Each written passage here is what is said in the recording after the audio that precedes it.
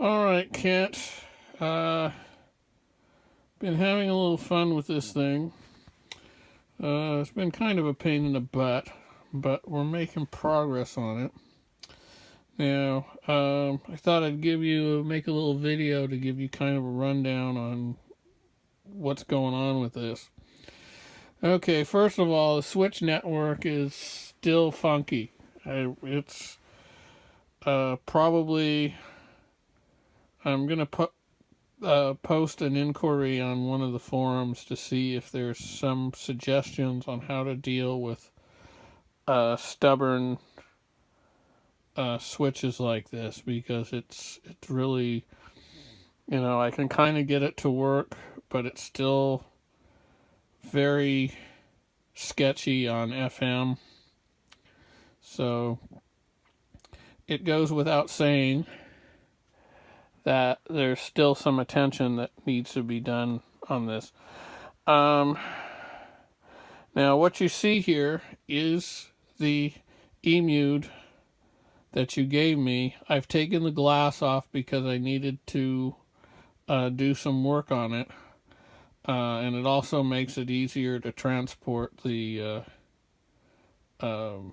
chassis up to my main shop, because I have to go up a hill. And it's kind of risky on the glass if it's still on the chassis. So what I did, the reason why I took the glass off is because I needed to get into... I took the knobs off, and I had to put a whole bunch of lubricant into the shaft here of this knob, because this shaft has a dual purpose. It's a volume control, and it also serves as a mechanical connection to the ferrite antenna that's built in, so you can turn it. That was completely frozen. What I did was I did several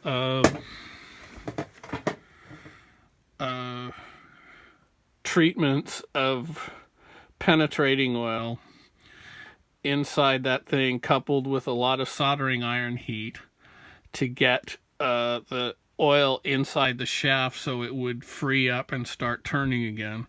Here is the result. It turns rather freely now. So, I mean, this antenna is highly directional. You can really null out the stations with it. So it's pretty effective, actually. So anyway, that's why the glass is off, but it also makes it a lot safer to transport it up to my shop. Okay, now I discovered why you were getting that strange motorboating problem. And the problem is that somebody put the wrong tube in one of the IF. The second IF tube is the wrong one. I don't know what this thing is. Here it is. I don't know what this thing is, but it's supposed to be an EF89. And I can almost guarantee you it is not an EF89. Okay, I'll turn it on. Let it warm up a minute.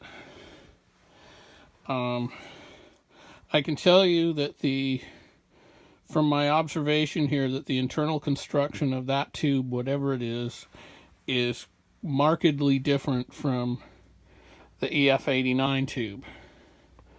Now you can...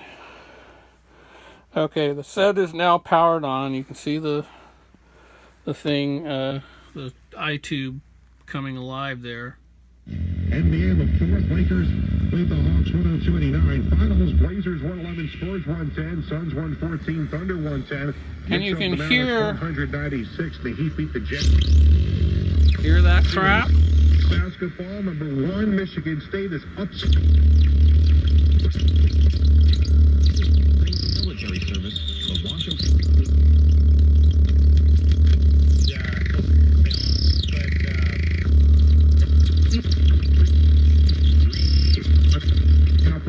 Three Panthers 2, Canadians 5, Canucks 2, Lightning over the Red Wings 5-2, Blackhawks Okay. Oilers 1, over. Okay, the reception, the tube kind of works. The reception isn't terribly bad, but of course you have that motorboating, so obviously that isn't going to work. I don't know what that tube is, but it's definitely not the correct tube. And I'll show you. Okay, I'll turn this off, and then I'll pull this tube out. And I'll put it on the table here, and we'll compare it. You know, this is a bona fide EF89 tube, nice Amperex Bugle Boy type EF89 tube that I pulled from another radio that I have in my stock here. And if you look at this, there's quite a difference in the height of the tubes. And the internal construction is also pretty different as well. So this is the bona fide tube here. I'm going to put it into the second IF socket. And then I'm going to turn the radio on.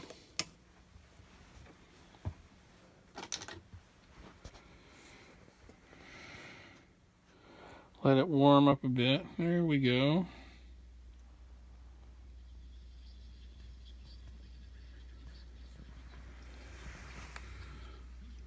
She wants to do a calendar. A what? A calendar. You know, the Men of Jimmy John's. Theme parks, almost anywhere people want us. Any counterbalance? The horizon is cloudy. Shouts about we don't want Islamic Republic. Then look at my entire Fresh Start initiative. Need a budget. What's your... They're not the standard. 13 to 89. Hey, let me get a look at who's going to know. MyCalendar.com. Everyone. Even though the Protestant nation,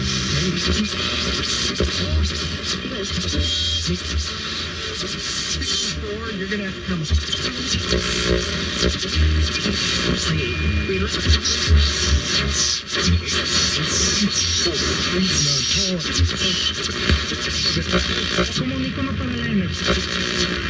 Without the ball.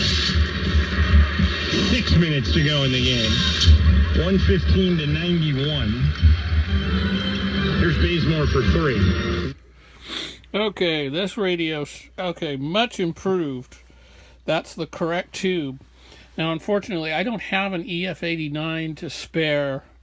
I had to pull this one out of one of my complete radios. So you're going to have to hunt one of those down. But anyway, that's the fix. That's the reason why your radio was motorboating, or you know, this chassis was motorboating on you when you were trying to, you know, remember you were telling me that cap was that you had to pull the lead off of to get it to stop. Well, that was it. Now, when you pull the lead off the cap, that other tube will work. But it's very, very much down on sensitivity compared to this tube, the correct tube.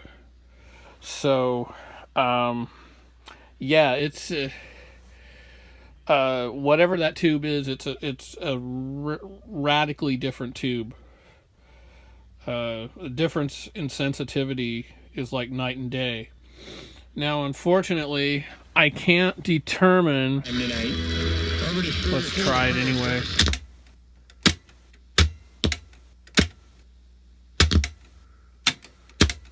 Unfortunately, I can't determine